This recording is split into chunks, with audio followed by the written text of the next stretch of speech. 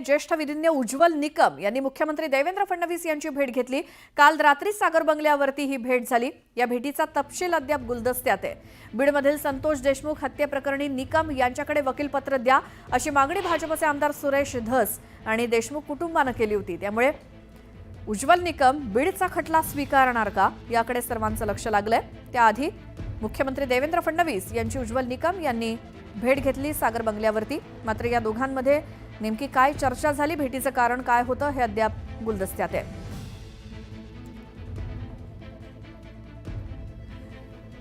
या संदर्भातच माहिती घेऊयात। आमचे प्रतिनिधी तुषार उपणवर आपल्या सोबत आहेत। तुषार, काल सागर बंगल्यावरती मुख्यमंत्री देवेंद्र फडणवीस आणि उज्ज्वल निकम यांची भेट झाली, काय माहिती त्याबद्दल? काल रात्री कॅबिनेट बैठकीनंतर मुख्यमंत्री देवेंद्र फडणवीस आणि ज्येष्ठ विधितज्ञ आपल्याला उज्ज्वल निकम या दोघांची आपल्याला सागर या निवासस्थानी भेट झालेली आहे। संतोष देशमुख हत्या प्रकरणाची या ठिकाणी केस प्रामुख्याने उज्ज्वल निकम यांनी घ्यावी अशी मागणी देशमुख कुटुंबीय आणि भाजप आमदार सुरेश धस यांनी केली होती। या संदर्भामध्ये मोठं आंदोलन आपल्याला बीडमध्ये देखील उभं राहिल्याचं पाहायला मिळालं होतं। उज्ज्वल निकम या संदर्भामध्ये स्वतः मुख्यमंत्र्यांनी उज्ज्वल निकम यांच्याशी 2 वेळा फोनवरून बातचीत केली होती। मात्र काल प्रत्यक्ष या दोनही प्रमुख व्यक्तींमध्ये आपल्याला संवाद होताना पाहायला मिळाला। त्यामुळे बीड संतोष देशमुख हत्या प्रकरणासंदर्भामध्ये उज्ज्वल निकम यांच्या नावाची घोषणा होऊ शकते।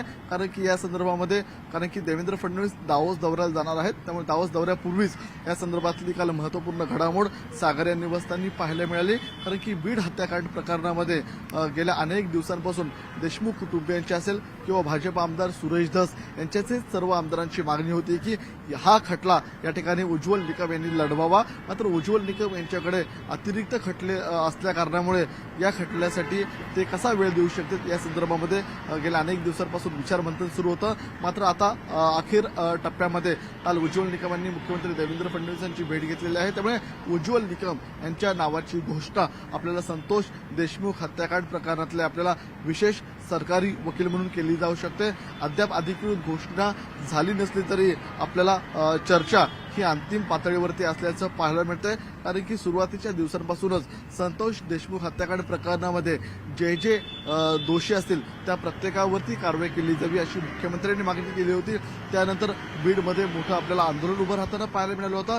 त्यामुळे संतोष देशमुख कुटुंबीय असतील किंवा सर्वपक्षीय आमदार असतील यांनी एकमुखाने मागणी केली होती की हा खटला विशेष सरकारी वकील म्हणून उज्ज्वल निकम यांनी लढवावा। मात्र उज्ज्वल निकम यांच्याकडे अतिरिक्त खटले असल्या कारणामुळे त्या संदर्भात त्यांच्याशी बोलणं होत नव्हतं। मात्र आता अंतिम पातळीवरती जी चर्चा झालेली आहे त्यानुसार उज्ज्वल निकम यांच्या नावाची घोषणा संतोष देशमुख हत्याकांड प्रकरणाचे विशेष सरकारी वकील म्हणून होऊ शकतं। त्या संदर्भातली आपल्याला कळेलच नेमकं या प्रकरणामध्ये काय होतं। वकीलपत्र उज्ज्वल निकम घेतात।